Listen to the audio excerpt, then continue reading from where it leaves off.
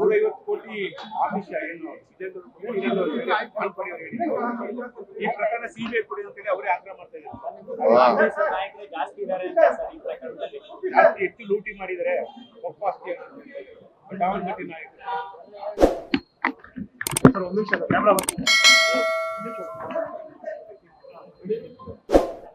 ಈಗಾಗಲೇ ನಮ್ಮ ಮುಖ್ಯಮಂತ್ರಿಗಳು ನಿನ್ನೆ ಗದಗ್ನಲ್ಲಿ ವಕ್ಫದ ಆಮಿಷದ ಬಗ್ಗೆ ಈಗಾಗಲೇ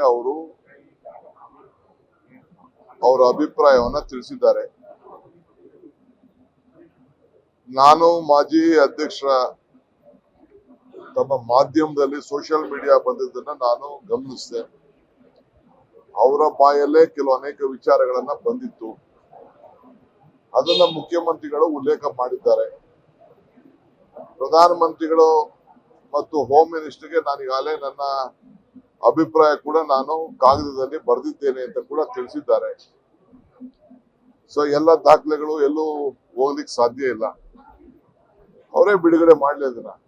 ನಾವು ಅದನ್ನ ಉಲ್ಲೇಖ ಮಾಡಿ ಬಿಡುಗಡೆ ಮಾಡಕ್ಕಿಂತ ಮುಂಚಿತವಾಗಿ ಅವರೇ ಬಿಡುಗಡೆ ಮಾಡ್ಲಿ. ಒಬ್ಬ ರಾಜಕೀಯ ಒತ್ತಡದ ಮೇಲೆ ಅವ್ರು ಯೂಟರ್ನ್ ಮಾಡಿದ್ದಾರೆ, ಅಷ್ಟು ಬಿಟ್ರೆ ಏನು ಕಾಣ್ತಾ ಇಲ್ಲ.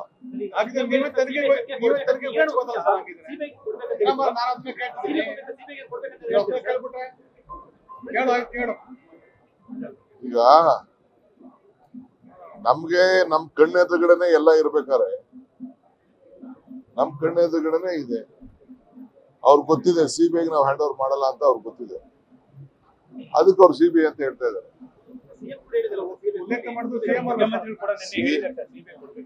ಸಿಎಂ ಬರೀಲಿ, ಇದು ಸಿಬಿಐನವ್ರು ಬರೀಲಿ, ಇದು ನಮ್ ಹ್ಯಾಂಡ್ ಓವರ್ ಮಾಡ್ಲಿ ಅಂತ ಆಮೇಲೆ ಮಾತಾಡೋದು.